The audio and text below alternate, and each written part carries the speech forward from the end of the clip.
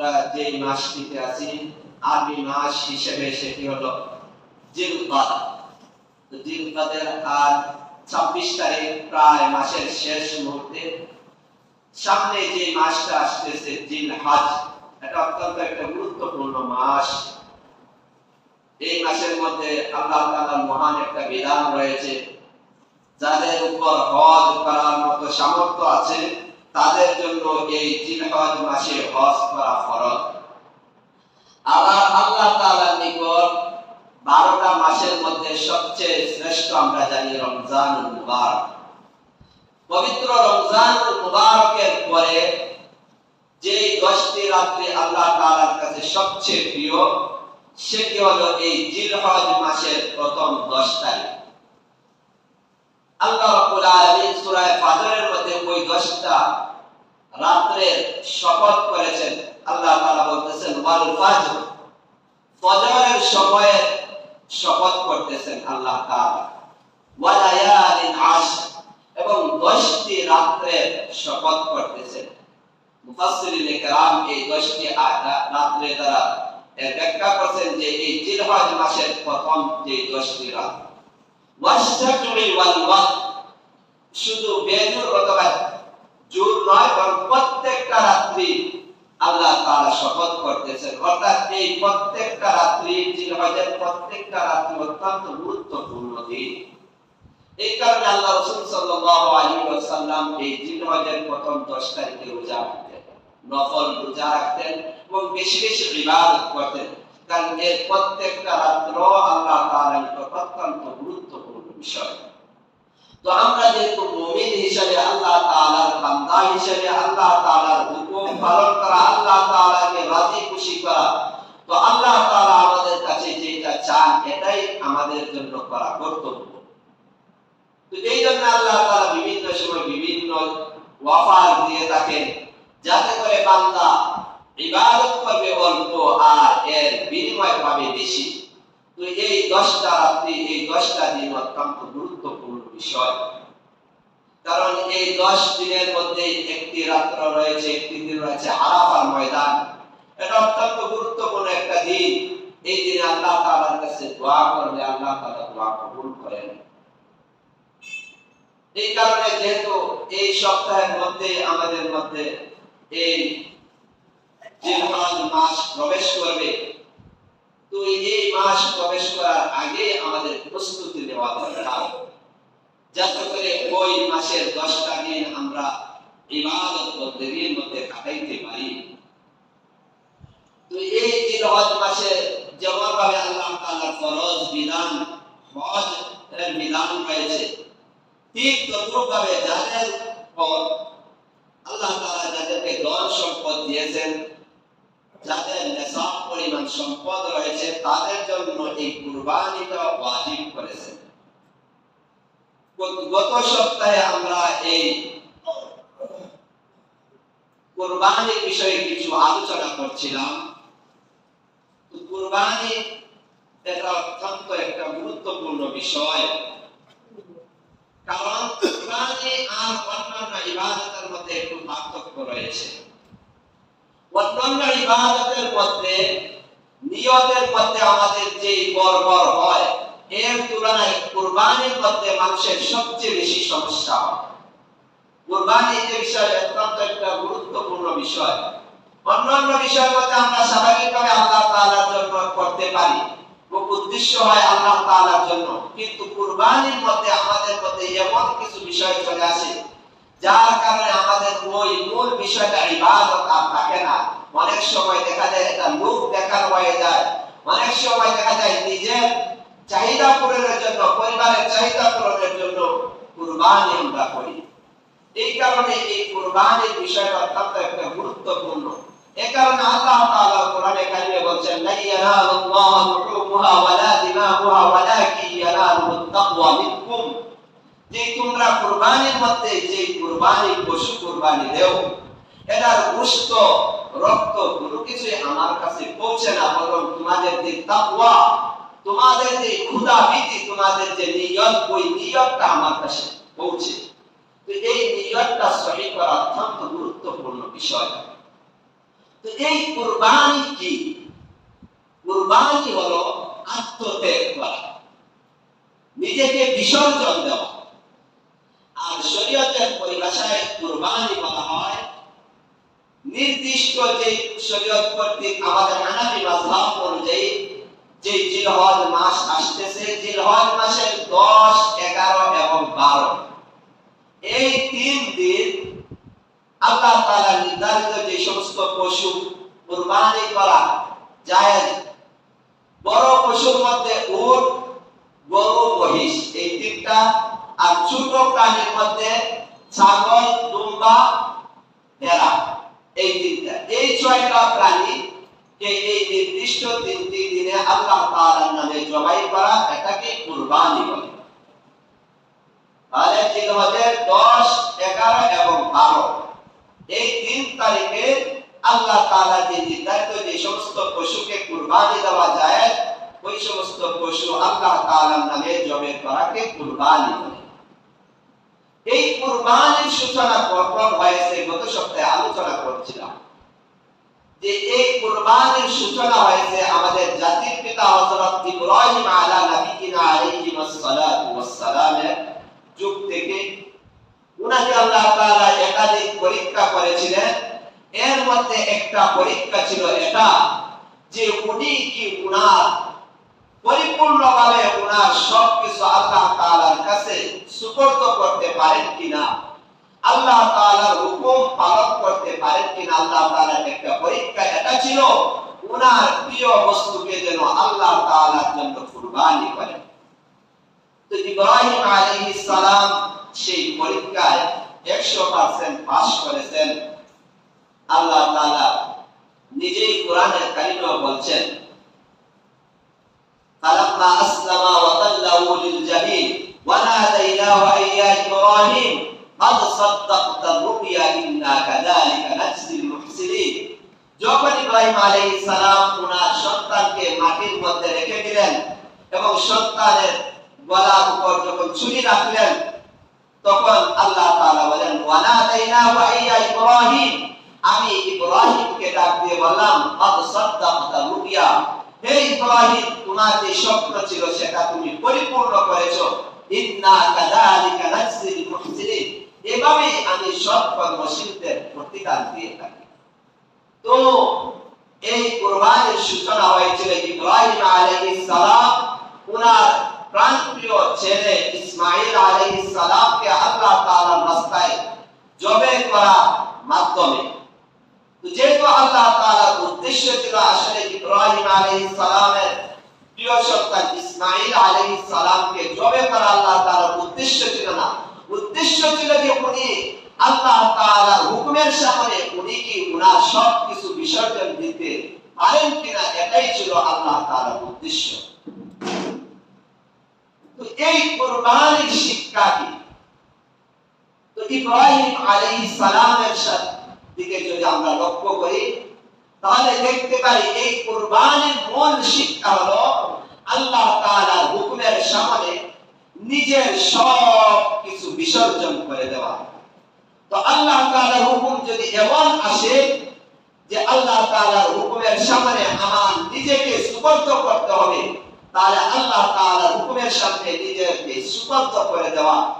আল্লাহ তাআলার হুকুম যদি এমন আসে যে আল্লাহ তাআলা দ্বীনের জন্য নিজের সন্তানকে কুরবানি দেওয়া, নিজের সন্তানের গলার মধ্যে ছুরি রাখা, তাহলে নিজের সন্তানের গলার মধ্যে ছুরি রাখা।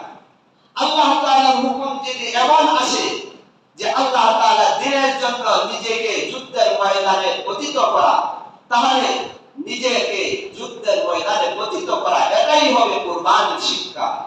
আল্লাহ তাআলার হুকুম যদি এমন আসে আল্লাহ তাআলার দ্বীনকে জমিনের মধ্যে বুলন্দ করার জন্য নিজের পরিবার, সন্তান, সন্ততি সবকিছু বিসর্জন করা, তাহলে আল্লাহ তাআলার রাস্তায় নিজের জান, মাল, নিজের পরিবার সবকিছু বিসর্জন করা, এটাই হবে কুরবানির শিক্ষা।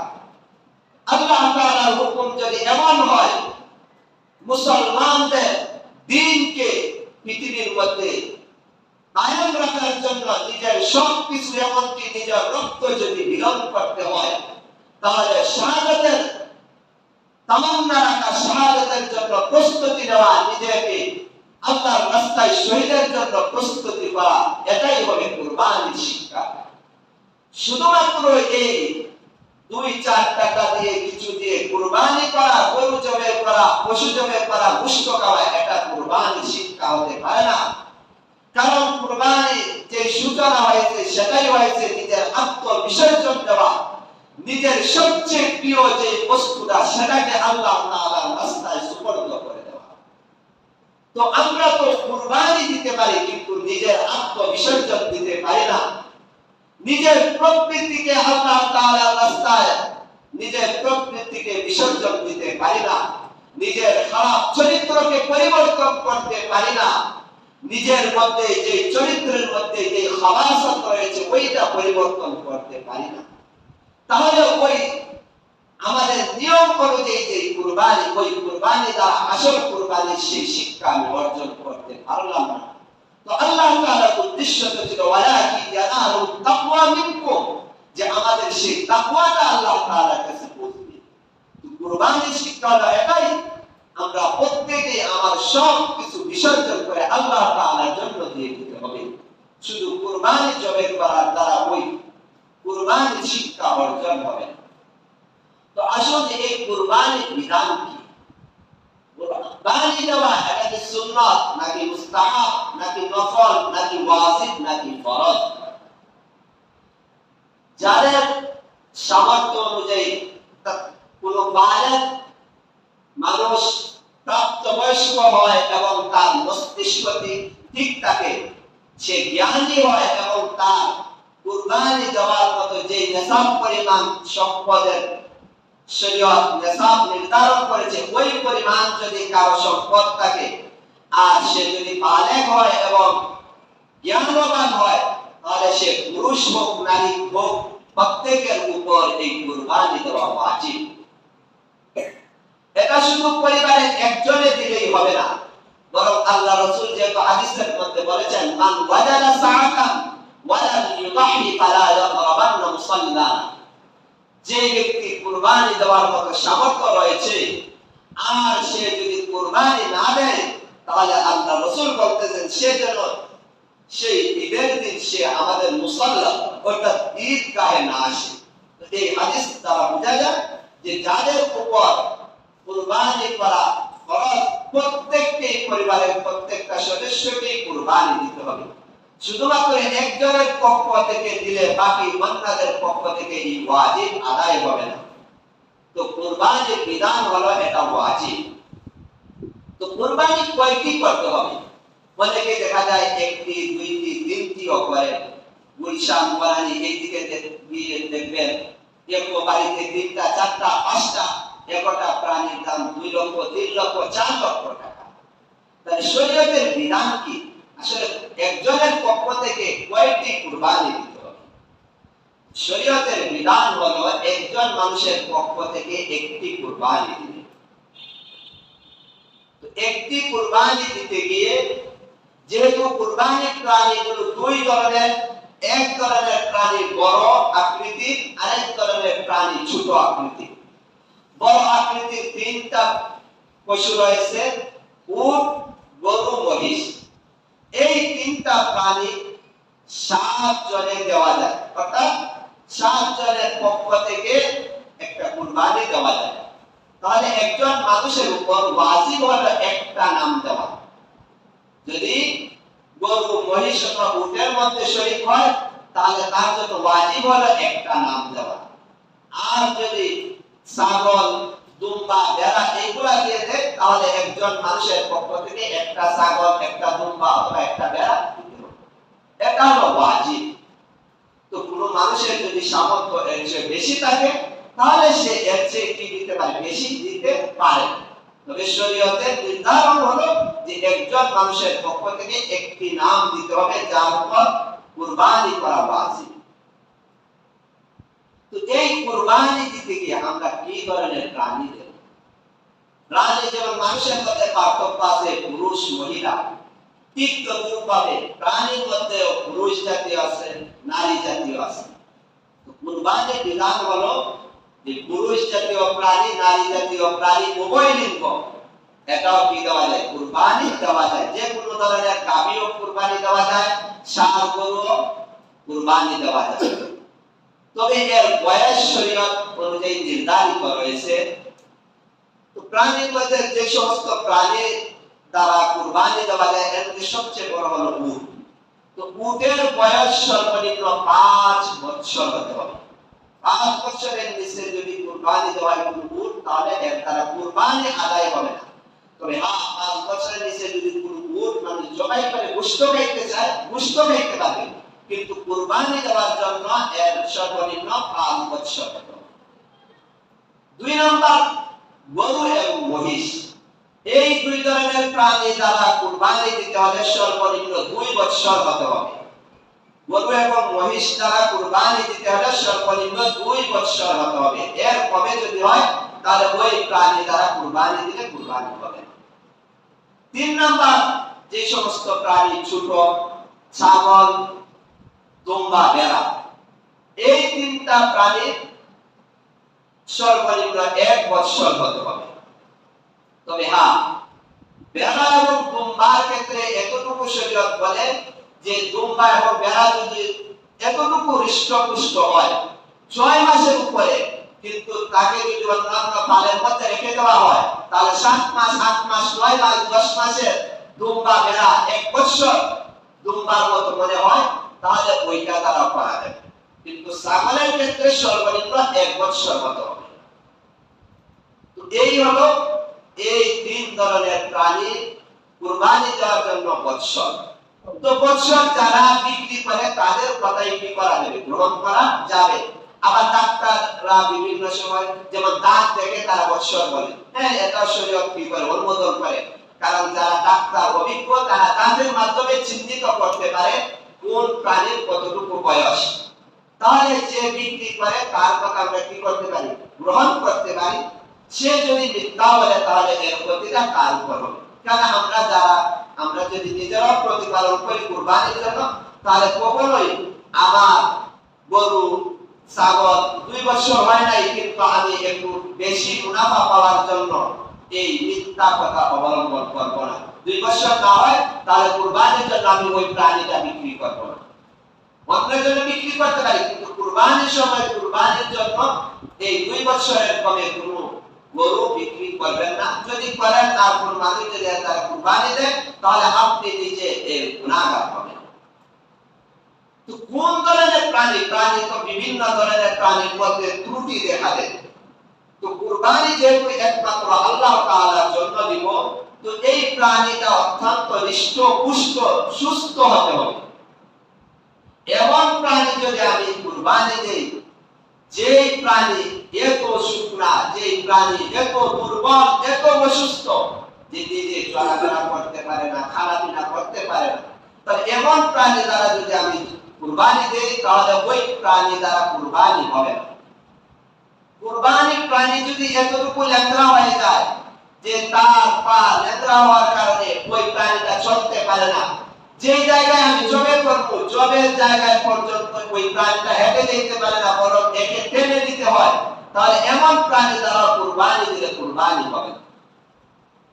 কোন প্রাণীর যদি কান কাটা অথবা লেজ কাটা থাকে তাহলে শরীয়তের বিধান হলো যে ওই প্রাণীর যদি অর্ধেক অথবা বেশি অংশ যদি কাটা থাকে তাহলে ওই প্রাণীর দ্বারা কুরবানি দিলে কুরবানি হবে না।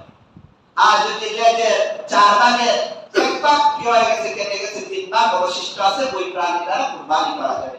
ঠিক তদ্রুপভাবে কানটাকে যদি 4 ভাগ করে, তো 1 ভাগ কাটা, 3 ভাগ ভালো আছে, তাহলে এই প্রাণীটা দ্বারা অর্থাৎ অর্ধেক নষ্ট হয়ে গেছে, বেশি অর্ধেক ভালো, তাহলে ওই প্রাণী দ্বারা কুরবানি দেওয়া যাবে। ঠিক তদ্রুপভাবে যেই প্রাণী সব দাঁত পড়ে গেছে অথবা এমন কয়েকটা দাঁত রয়েছে যে দাঁতের দ্বারা সে ঘাসগুলো চিবিয়ে খাইতে পারে না, এমন প্রাণী দ্বারা কুরবানি দিলে কুরবানি হবে না।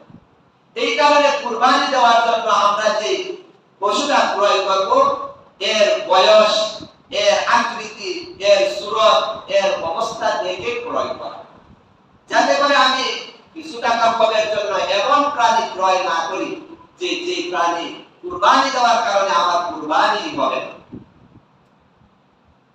তো এটা হলো প্রাণীর ক্ষেত্রে যেমন ধরনের প্রাণী হবে, এই কারণে ছোট প্রাণী হোক কিন্তু হৃষ্টপুষ্ট ভালো দেখে দেওয়া। যেহেতু আমি আল্লাহ তাআলাকে রাজি এবং খুশি করার জন্যই আমি কুরবানি দিই, তাহলে তো আমার নিয়ত যেমন আমার কাজটা এমনই হতে হবে যে আমি আল্লাহ তাআলাকে রাজি খুশি করার জন্য, তাহলে আমার ওই প্রাণীটা সুন্দর হতে হবে, যার ইখলাস যার নিয়ত যত ভালো হবে তার ওই কুরবানিটা আল্লাহ তাআলার কাছে গ্রহণযোগ্য হবে।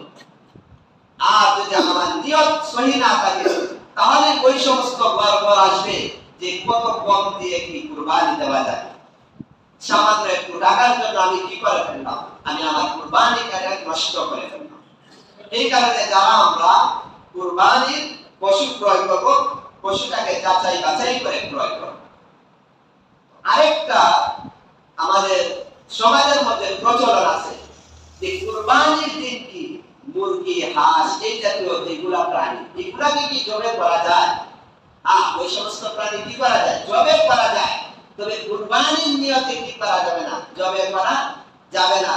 হইতে পারে অনেকের পরিবারে খাবার রান্না হবে জোহরের সময়, তো এর আগে প্রয়োজন আছে খাবার, অনেকে খাইতে পারে 8টার সময় খাইতে পারে। এই কারণে কি হাঁস মুরগি কি করা যায়? কুরবানির দিন জবে করা যায়, তবে কুরবানির নিয়তে কি করা যাবে না, জবে করা যাবে না। অনেকে বলে যে এগুলা কি করা যাবে না, জবে করা যাবেই না। কুরবানির জন্য আমি যে প্রাণীটা ক্রয় করব, এটা যেহেতু আমার একমাত্র আল্লাহ তাআলার জন্য, কোন কোন সমাজে এমন প্রচলন আছে যে যত বড় পারে প্রাণী ক্রয় করে, তো এই প্রাণীটা সমাজের মধ্যে প্রদর্শন করে, বিভিন্ন জায়গায় বিভিন্ন ধরনের সুরাউন হয় কার প্রাণীটা কত বড় দেখানোর জন্য। তাহলে তো দেখা যাইতেছে আসলে আমি ওই প্রাণীটা বড় ক্রয় করছে মানুষকে দেখানোর জন্য, ওই কুরবানি আল্লাহ তাআলার কাছে গ্রহণযোগ্য। এই কারণে আমরা যারাই কুরবানির জন্য প্রাণী কিনব, এটা মানুষের সামনে প্রদর্শন না করা। আরেকটা জিনিস হলো যে ফেসবুকের মাধ্যমে বর্তমান যে আমাদের সবচেয়ে বড় ফিতনা, আমরা কি করি ওই কুরবানির প্রাণীটা ক্রয় করছি আল্লাহ তাআলার জন্য, মানুষকে দেখানোর জন্য না, কিন্তু আমরা কি করি ওই মোবাইল দিয়ে সেলফি তুলে ফেসবুকের মধ্যে ছেড়ে দেই। অনেকে আছে জবাই করে, জবাই চাকু ছুরি হাতে নিয়ে নিজের শরীরের মধ্যে রক্ত দেখায়, এইগুলা ফেসবুকের মধ্যে ছাড়ে। এটা আসলে শরীয়তের অনুমোদিত, কারণ এটা তো আমি আল্লাহ তাআলাকে রাজি খুশি করার জন্য, আর যদি মানুষকেই দেখাই তাহলে এটা আল্লাহ তাআলার জন্য হইতেছে। এই কারণে আমরা যারাই কুরবানি দিব, আমরা কোন ধরনের ছবি তুলে ফেসবুকের মধ্যে বিভিন্ন এইগুলা করব, এইগুলা থেকে বিরত থাকব। এইগুলা করলে আমাদের যে মূল যে কুরবানির যে উদ্দেশ্য এটার মধ্যে ব্যাঘাত হবে। তো সামান্য একটু মানুষকে দেখানোর জন্য আমি আমার এত টাকা দিয়ে কুরবানি দিলাম, ওই পুরো টাকাটা বিনষ্ট করে ফেললাম। এই কারণে এই সমস্ত গরিবিত কাজ থেকে বিরত থাকব।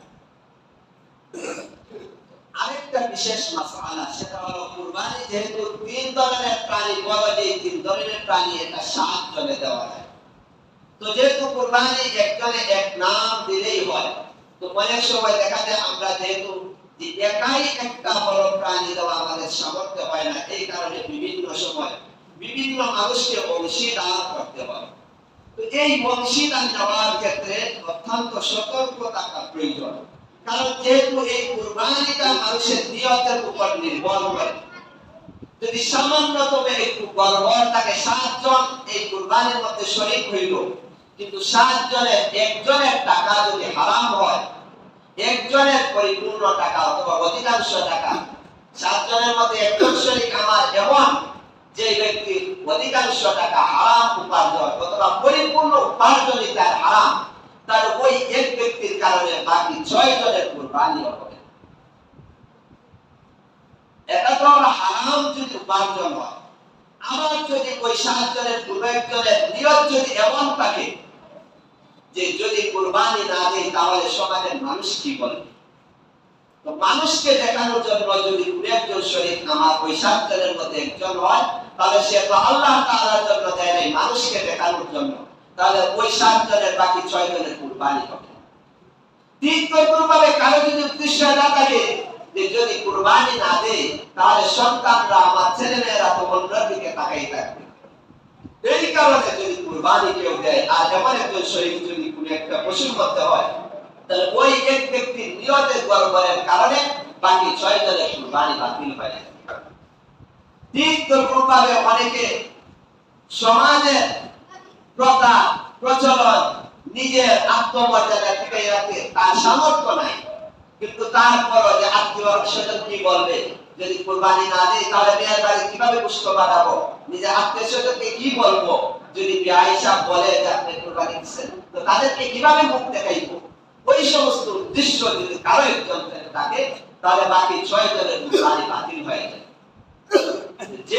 যেভাবে 7 জনের প্রত্যেকের টাকাটা হালাল হতে হবে, ঠিক তদ্রূপভাবে প্রত্যেকের উদ্দেশ্য থাকতে হবে একমাত্র আল্লাহ তাআলাকে রাজি এবং খুশি করার জন্য। এই কারণে উত্তম তো একাই দেওয়া, যাতে করে কারণ প্রত্যেকে আমি নিজে জানি আমি কোন উদ্দেশ্যে কুরবানি দিতেছি। তো আমার উদ্দেশ্য যদি ভালো থাকে তাহলে তো আলহামদুলিল্লাহ আমার এটা কবুল হয়ে যাবে।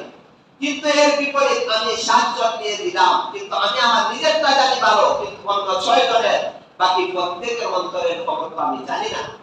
এই কারণে উত্তম হলো যে একাই দেওয়া। যদি না পারি তাহলে ওই সমস্ত যাদেরকে আমি শরীক করব তাদের অবস্থা, তাদের ধন সম্পদ কতটুকু হালাল হারাম এইগুলা যাচাই বাছাই করা। যেহেতু এটা শুধু একটা মৌসুমী নিয়ম না, এটা যেহেতু একটা বিশেষ ইবাদত, আর এই ইবাদতটা আল্লাহ তাআলা যে বিধান সেই অনুযায়ী আমাকে করতে হবে। এই কারণে যারা আমরা শরীক হব তারা ওই সমস্ত মানুষ থেকে নিজে শরীক করব, ওই সমস্ত মানুষদের সাথে শরীক হব যাদের ধন সম্পদটা হালাল হবে এবং যাদের একমাত্র উদ্দেশ্য থাকবে আল্লাহ তাআলাকে রাজি এবং খুশি করা। তো আরেকটা কথা তো আমি বলেই ফেলছি যে একটা পরিবারের যদি 3 জন মানুষ নিসাব পরিমাণ মালের মালিক থাকে তাহলে 3 জন মানুষের উপরই কুরবানি দেওয়া ওয়াজিব। কিন্তু আমাদের সমাজে অনেক সময় অনেক ভুল আমাদের প্রচলন থাকে যে আমরা মনে করি কি পরিবারের 3 জন হোক কিন্তু একটা দিলেই তো হইল না। পরিবারে 3 মানুষ থাকলে এক মানুষে খাইলে কিভাবে 2 জনের পেট ভরে? এই সময় তো বলবেন না। যদি 2 জন বাকি 2 জন নিয়ত করে যে আমি খাইলাম তাহলে পেট ভরবে? পেট তো ভরবে না। 3 জনেই খাইতে হবে। ঠিক তদ্রূপভাবে যাদের উপরে কুরবানি ওয়াজিব, মানে এই পরিবারের মধ্যে 5 জন 6 জন 7 জন যতজনই সদস্য প্রত্যেকে যারই নিসাব পরিমাণ সম্পদ থাকে প্রত্যেকের জন্য পৃথক পৃথক ভাবে কুরবানি দেওয়া ওয়াজিব। এটা আমাদের হানাফি মাযহাব। এই কারণে আমাদের প্রত্যেকেই পরিবারের মধ্যে যাচাই করতে হবে, আমার যদি 2 সন্তান থাকে তাহলে 2 জনের উপরে যদি কুরবানি ফরজ হয়ে থাকে তাহলে 2 জনে কমসে কম 2টা নাম দিতে হবে, এক নাম দিলে হবে না। তো 7 নাম আবার যেহেতু আমরা আমাদের বাংলাদেশে বেশি অংশ গরু দ্বারাই কুরবানি হয়, কারণ আমাদের দেশের মধ্যে গরু প্রচলনটাই বেশি এবং বাংলাদেশে গরুটা বেশি হয়। আরব দেশের মধ্যে দুম্বা ভেড়া এগুলা বেশি। আল্লাহ রাসূল সাল্লাল্লাহু আলাইহি সাল্লাম কিন্তু দুম্বা দিয়েছেন। আল্লাহ রাসূল সাল্লাল্লাহু আলাইহি সাল্লাম গরু দেন নাই, উট দেন নাই। আল্লাহ রাসূল সাল্লাল্লাহু আলাইহি সাল্লাম মদিনায় 10 বছর প্রত্যেক বছরই কুরবানি দিয়েছেন এবং 2টা দুম্বা দিয়েছেন। একটা দুম্বা দিয়েছেন আল্লাহ রাসূলের নিজের পক্ষ থেকে এবং আরেকটা কুরবানি দিয়েছেন ওনার পরিবার এবং সমস্ত ঈমানদার মুমিনদের তার উম্মতের পক্ষ থেকে। তো বাংলাদেশে যেহেতু আমাদের গরুর প্রচলনটাই বেশি এবং এটাই বেশি চাষ হয়, এই কারণে আমরা যেহেতু গরু দিয়ে দিব তো গরুর সর্বোচ্চ 7টা নাম দেওয়া যায়। তো এর মানে এটা না প্রত্যেকটা গরুর মধ্যে 7 নামই দিতে হবে, এটা সর্বোচ্চ 7 নাম। তো ইচ্ছা করলে 1 নামেও দেওয়া যায়, 2 নামেও দেওয়া যায়, 3 নামেও দিতে পারেন, 4 নামেও দিতে পারেন, 5 নামেও দিতে পারেন, 6 নামেও দিতে পারেন। তো এটা হলো তাদের অবস্থা অনুযায়ী সর্বোচ্চ হলো 7 জনে দিতে পারবে। তো আসলে কুরবানি যে এই কুরবানি আসলে একটা নামে না পক্ষে। আমরা অনেক সময় বলি অমুকের নামে কুরবানি, আসলে কারো নামে হইতে পারে না কুরবানি। কুরবানি হবে একমাত্র আল্লাহ তাআলার নামে। আর আমরা জানালে আমাদের পক্ষে হবে যে অমুকের পক্ষে আল্লাহ তাআলার নামে কুরবানি। কিন্তু আমাদের মধ্যে ভুল প্রসিদ্ধ হয়ে গেছে, আমরা বলি যে কি অমুকের নামে কুরবানি, অমুকের নামে না। নাম একমাত্র আল্লাহ তাআলা, বিসমিল্লাহ, আল্লাহ তাআলার নামে। তাহলে আমরা পক্ষে হইতে পারি যাদের উপর কুরবানি দেওয়া ওয়াজিব, তো তাদের পক্ষ থেকে কুরবানি হবে আর আল্লাহ তাআলার নামে হবে। এই কারণে কুরবানি দেওয়ার আগে যে জবে করবে সে বিসমিল্লাহির রহমানির রহিম বলতে হবে। আর যদি ইচ্ছা করে যদি কেউ বিসমিল্লাহ ছেড়ে দেয় তাহলে তার ওই জবে কি হবে না, হালাল হবে না, ওই প্রাণী খাওয়া যাবে না। আপনারা মাসালা বুঝছেন? অনেক সময় অনেকে মাসালা বুঝে না, না বুঝার কারণে এ সমাজে বলে দেয় ভুলটা। মুমিন যদি ভুলে যদি বিসমিল্লাহ না বলে তাহলে ওই প্রাণী কি খাওয়া জায়েজ আছে, কারণ প্রত্যেক মুমিনের অন্তরের মধ্যে ঈমান আছে, যেহেতু তার এই দৃঢ় বিশ্বাস আছে যে আল্লাহ তাআলাকে খালেক হিসেবে মানে, তো প্রত্যেক মুমিনের অন্তরে বিসমিল্লাহ আছে। এই কারণে ভুলে যদি বিসমিল্লাহ না বলে আর কোনো প্রাণী জবে করে তার ওই প্রাণী কি খাওয়া যাবে, খাওয়া যাবে, হালাল হবে। কিন্তু কম টাকা সত্ত্বেও ইচ্ছা করে যদি কেউ কোনো প্রাণী জবে করার সময় বিসমিল্লাহ না বলে তার ওই প্রাণী খাওয়া কি হবে না, জায়েজ হবে।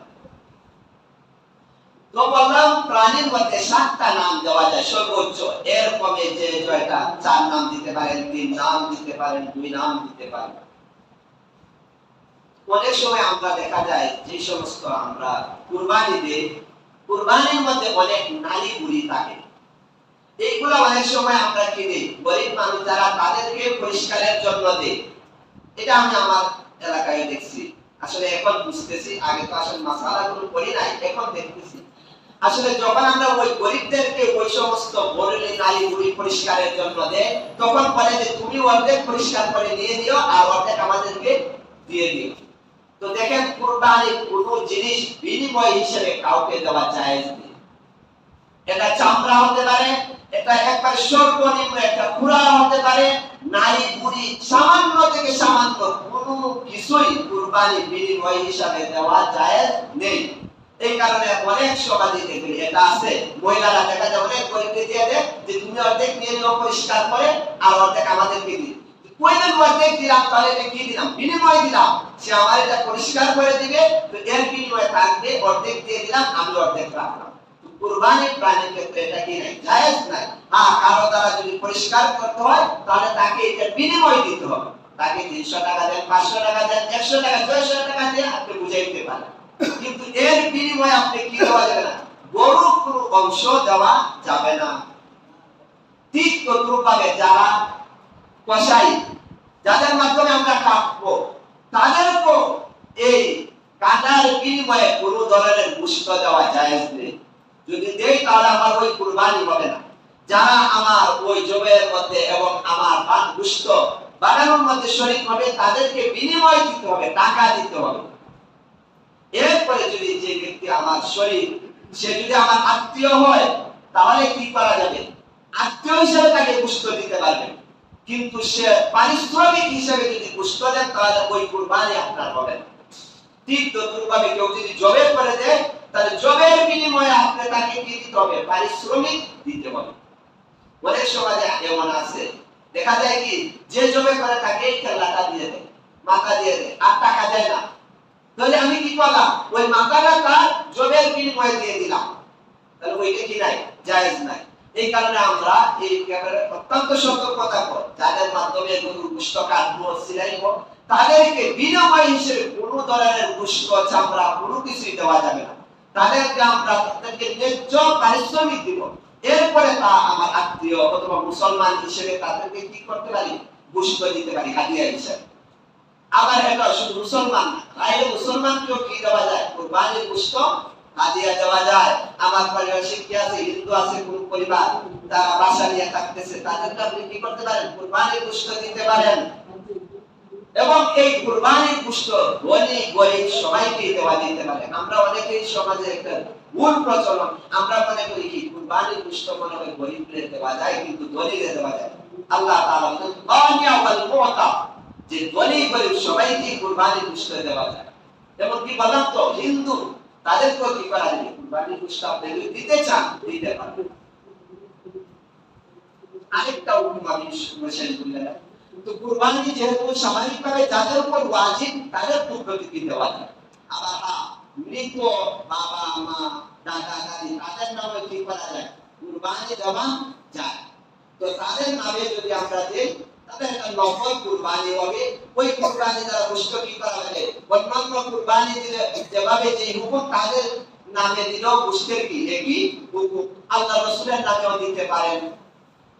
তো যে বিষয়টা আমি বলা, যদি মৃত ব্যক্তি কোন ব্যক্তি যদি ওসিয়ত করে যায় যে আমার নামে কি দিলাই কুরবানি কোন নাম দিলাই, যদি ওসিয়ত করা কোন মৃতর নামে যদি কুরবানি দেওয়া হয়, তাহলে ওই কুরবানির নামে কোন গোশত নিজেরা খাওয়া যাবে না।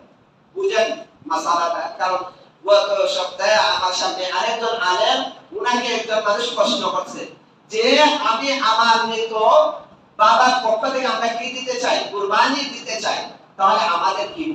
তো ওই আলেম উনি কি আমার সামনে জবাব দিয়েছেন যে ওই গোশত আপনাদের খাওয়া কি নাই, জায়েজ নাই। অথচ উনি ভুল বলছেন। যদি বাপরে ওসিয়ত করে যেত তাহলে তাদের জন্য গোশতটা খাওয়া কি ছিল না, জায়েজ ছিল না। কিন্তু নফল হিসেবে আমি আমার মৃত মায়ের অথবা বাবার নামে যদি কি দেই, কুরবানি দেই, তাহলে ওই গোশত আমরা কি করতে পারবো, নিজে খাইতে পারবো, আত্মীয়-স্বজন থেকে খাওয়াইতে পারবো, পাড়া প্রতিবেশী সবাইকে দিতে পারবো। তো ওই আলেম তখন মাসালা দিয়ে বলছেন আমি কিন্তু কিছু বলি নাই, কারণ আমার কাছে যেহেতু আমারে জিজ্ঞেস করে নাই, তো উনি হয়তো ভুল করছেন, উনি জানেন না। এই কারণে শরীয়তের মাসালার ক্ষেত্রে খুব সতর্ক থাকা দরকার। এমন আলেমকে আপনি জিজ্ঞেস করবেন যে যেগুলা জানেন। আমার সমাজে এমন মানুষ আছে, সে অন্য ইমামের কি দেয়, এখানে এই দলিল দেয়, আপনি অন্য ইমামের দলিল দেন না, আমি কি কোরআন হাদিস জানেন? তো বললাম আপনি সরাসরি আমার সামনে এক ইমাম মাসালা দিয়ে দিচ্ছে, তো উনি তো ভুল দিচ্ছেন। তো আমি আজকে কি করলাম, ওনারে মেসেজে পাঠাই দিছি যে আপনি সেই দিকটা দিচ্ছেন যে ভুল দিচ্ছেন। আপনি বলছেন সে খাইতে পারবে না, কুরআনটা কি করলেন, আপনি মাহরুম করলেন। হ্যাঁ, সে মৃত বাবার নামে দিলে বাপে ওসিয়ত করে যায় না, নফল দিলে তো সব পরিবার খাইতে পারবে, কিন্তু আপনি মাসালা দিয়ে কি করলেন, তার পরিবারকে মাহরুম করে দিলেন। এই কারণে ইমাম রাখার ক্ষেত্রে এমন যোগ্য ইমাম রাখা যে শরীয়তের বিধিবিধান নিজে বুঝবে এবং মানুষকে এমন মাসালা দিবে আর না হয়। আল্লাহ রাসূল বলেন যে শেষ জামানে এমন হবে মানুষ অযোগ্যকে নিজের ইমাম বানাবে আর তার কাছে এমন মাসালা চাইবে ওই ইমাম নিজেও গুমরাহ হবে আর মানুষকে ভুল মাসালা দিয়ে গুমরাহ হবে। এই কারণে শরীয়তের বিধিবিধান অত্যন্ত কঠিন। আপনারা বলতে পারেন যে যেখানে সুযোগ দেখেন তখন বলবেন যে আমাদের ইমাম সাহেব এটা বলছেন, আবার আরেকটা যখন আমি কঠোরতা করি তখন বলবো ইমামের প্রতি দেন, এইগুলা করবেন। এটা হলো শরীয়তের প্রতি আমার ভালো ধারণা না, খারাপ ধারণার কারণে আপনি আরেক ইমামের দলিল আনেন এই মসজিদে, আবার যখন আমি আমার অনুযায়ী যখন আপনার কথা হয় তখন বলেন আপনার ইমাম সাহেব এটা বলছে না। এটা শরীয়তে কি বলে এটা দেখেন। শরীয়ত যেটা বলে কোন ইমাম দলিল না, শরীয়ত যেটা বলে এটাই দলিল। এই কারণে কুরবানির বিষয়গুলো অত্যন্ত একটা কঠিন বিষয়। এই কারণে আমরা যারাই কুরবানি দেব নিজের নিয়তকে সহি করব এবং কুরবানির যে সমস্ত বিধিবিধান এগুলো অত্যন্ত সতর্কতার সাথে পালন করব, যাতে করে আমার সামান্য ত্রুটির কারণে আমার কুরবানিটা বাতিল না হয়ে যায়। তো আল্লাহ তাআলা আমাদের যাদের উপর কুরবানি দেওয়া ওয়াজিব, আল্লাহ তাআলাকে রাজি এবং খুশি করার জন্য প্রত্যেককে কুরবানি দেওয়ার তৌফিক দান করুন। আমিন ওয়া আখিরু দাওয়ানা আলহামদুলিল্লাহ।